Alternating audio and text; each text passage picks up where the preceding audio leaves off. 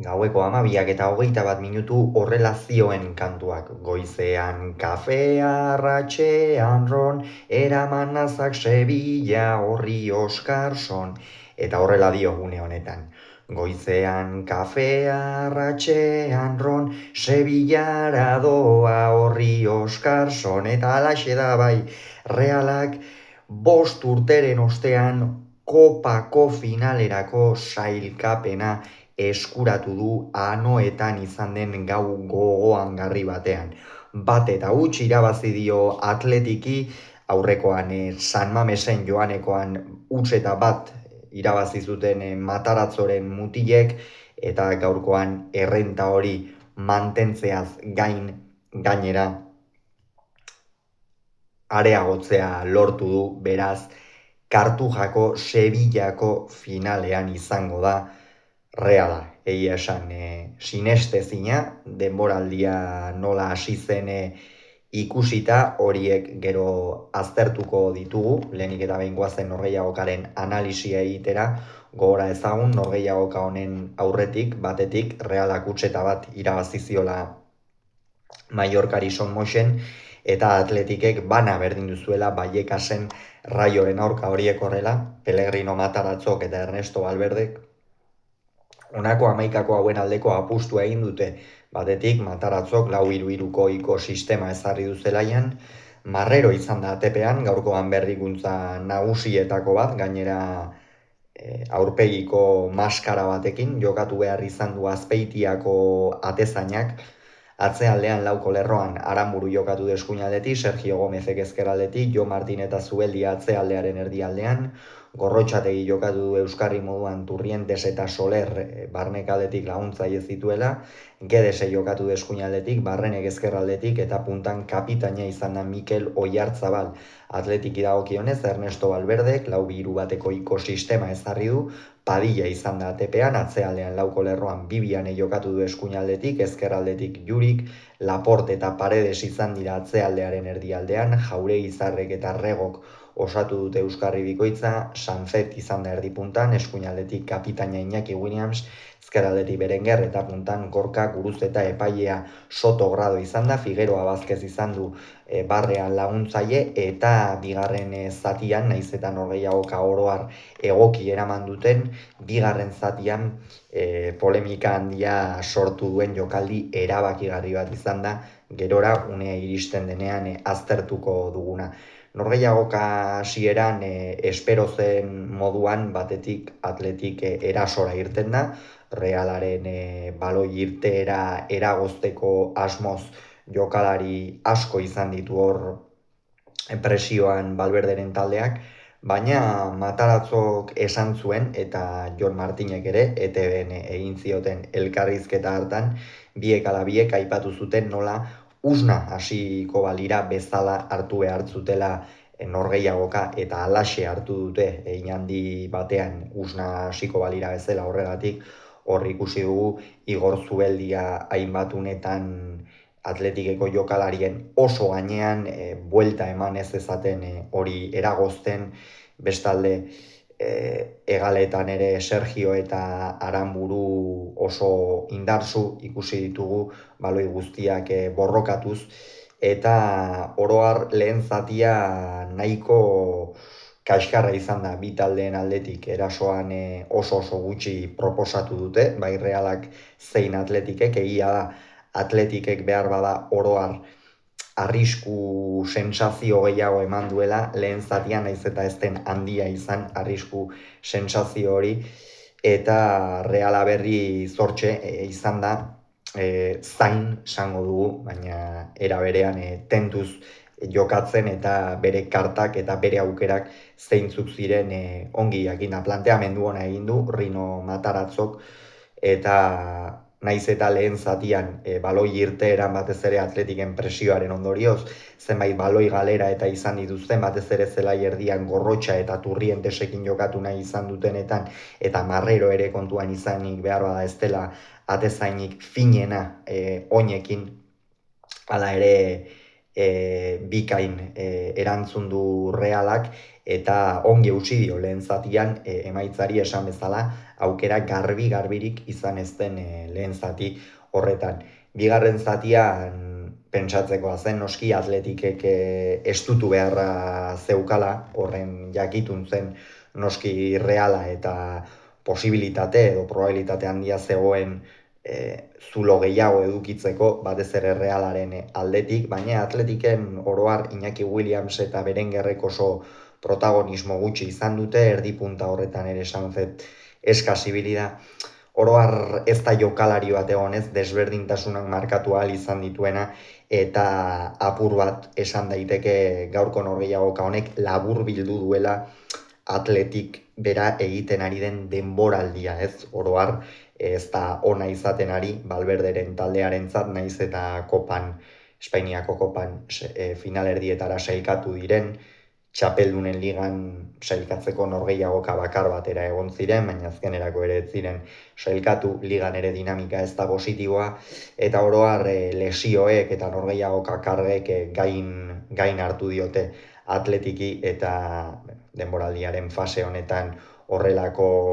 desgasteak nabaritu ohi dira, horrelako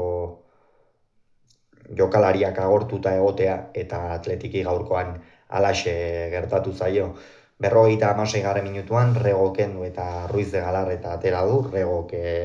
oso presentzia gutxi izan du, baita Jauregi Zarrek ere ez du erritmoarekin mugitu baloia Atletikek, eta hor nik uste akats handi xamar bat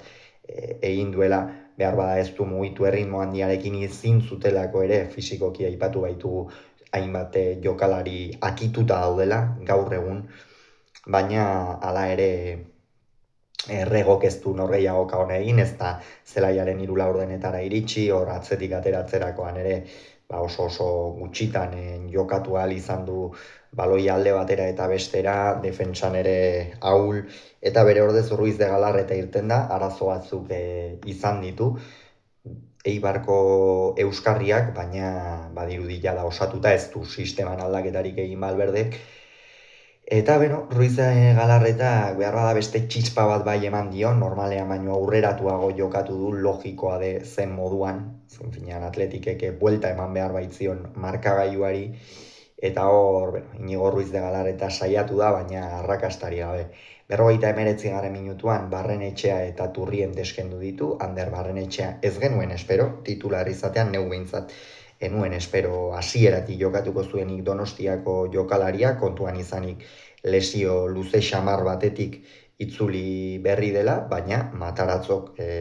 jokatzeko moduan ikusi du, hasieratik jokatzeko moduan, eta hortxe 60 minutu izan ditu Barrenetxeak distira handirik gabe. Honek ere ikusi dugu oraindik behar bada ez dagoela 100%, izkin egiterako garaian eta oso tentuz ikusi dugu, normalean baino kontu handiagoarekin, ez da inbestetan iritsi alboko marrara, bateko jokaldietan ere ez du askotan aurkaria atzean utzi, norgehiagoka desberdina, baina bete du Barrenetxeak, eta Turrientesek ere gaurkoa Realak ez duenez baloiaren jabetza nabarmen eduki, eta hori hemen ikusten da, ez? 59, 51, kasu horretan bainat Turrientesen jokoa erabate aldatzen da, baina oldarkor ibili da beti bezala zela erdiko borroka horietan, baloia hartu duenetan ere beti tentuz mugitzen, naiz eta akasen bat edo beste egin duen, baina oroar Turrientesek ere bete du, eta Marin eta Jangel Herrera irten dira, Jangelek haze partida egin duen. Benetan gauza baterako atera du, Jangel oroar, eta oso ongi bete du bere funtzioa. Zelai erdi horretan, alik eta baloi gutxien galtzea, gainera barnek aldera egin du, askotan baloia babestuz, eta funtsezkoa izan da, norgehiagokaren testu inguru hori nola zegoen ikusita, Jangelen presentzia eta Jangelek egin duen hori. Eta bestalde Pablo Marinek, hortxe, Pablo Marin Barrenetxearen hegal horretan kokatu da, erasoko hegaldeko jokalari faltsu modura, deitzen da Pablo Marinen postu hori, eta fin aritu da, ia zulo gehiago bazituela,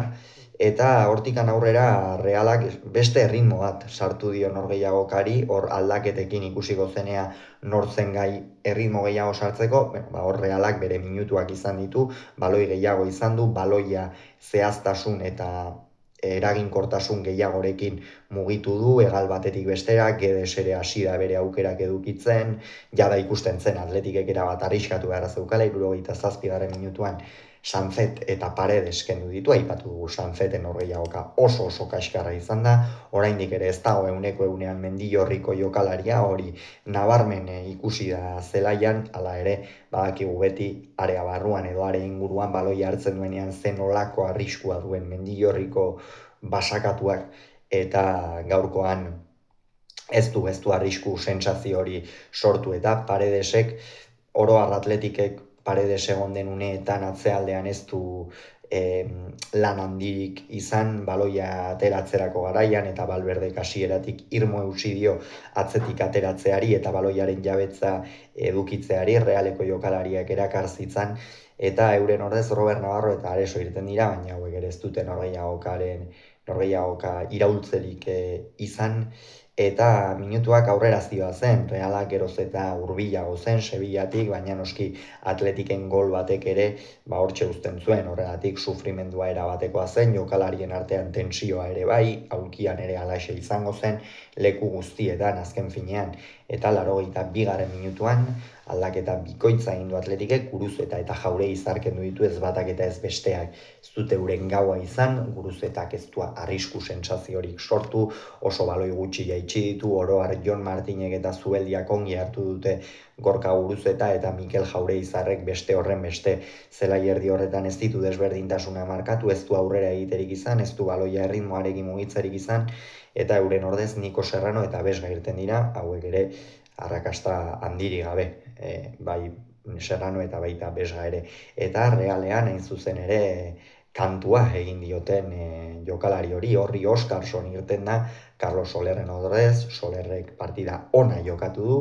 oro har ongi bete du bere lana Valentziako jokalariak, zelai erdi horretan, barnek aldetik jokatzen, paseak sakonean sartzen saiatzen, eta Oskarson hortxe kokatu da, Mikel Oyarzabalen postu horretan, Carlos Soler,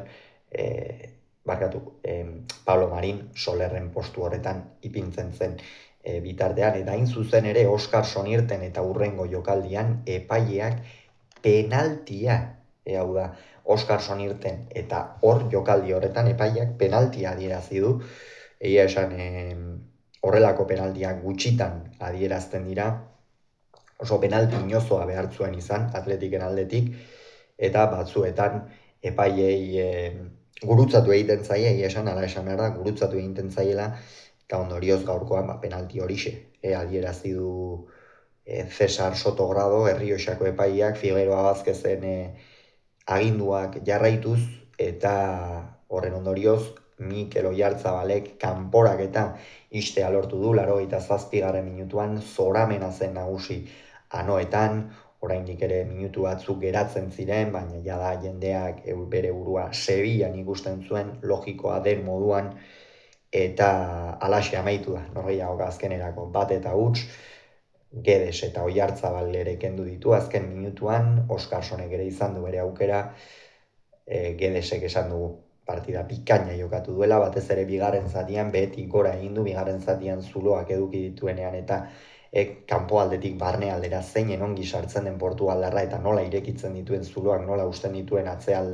atzelari aurkarien eskema horiek, benetan ikeragarria da, eta Oyarzabalek gola egin du, oroan presentzia handia izan du norgehiagokan zehar, bere presentzia ezinbesteko izan da, Susic eta Haien sartu dira, Haienek ongi jokatu du, Susicek ere bai, eta azkenerako aipatu moduan 2-2 guztira, eta Reala Kartujako final horretan izango da 2020 urtean Mirandesen aurka irabazi ondoren lortu zuen 21. mendeko lehen finala jokatzea Realak, orduko hartan Imanol Alguazil zen entrenatzaile, gaurkoan Sergio Franciscorekin hasi eta Rino Matarazzorekin jarraitutako denboraldi honetan bigarren aldiz lortu du, Palentrie ikeragarria Matarazzoke lortu duena, ez bakarrik Reala finalera sailkatzen zenolako nortasuna eman dion taldeari, behar bada jada Realetik kanpo euren burua ikusten zuten zenbait jokalari ere sartu ditu taldearen dinamikan eta eman duen aldaketa 360 gradukoa izan da inolako zalantzarik gabe. Honen bestez Reala Sevillan izango da aipatu moduan eta noren aurka jokatuko dituzte hurrengo norgehiagoka, beno da patua kala nahi izango zuen edo, baina Realak Atletico Madrid egin beharko dio bisita Wanda Metropolitanon larun batean 6:30 eta Atletikek berriz Barcelona hartuko du larun batean 9:00 San Mamesen biek ala biek, batetik Real Atletico Madrid izango da finala, Atletik eta Barcelona kanpoan geratu diren taldeak izango dira, beraz, horixe, benetan, Realak gaur egin duena, handia eta gogoan garria inolako zalantzari gabe. Gogoratu, Realak bat, Atletikek huts, anoetan, Reala Espainiako kopako finalean izango da.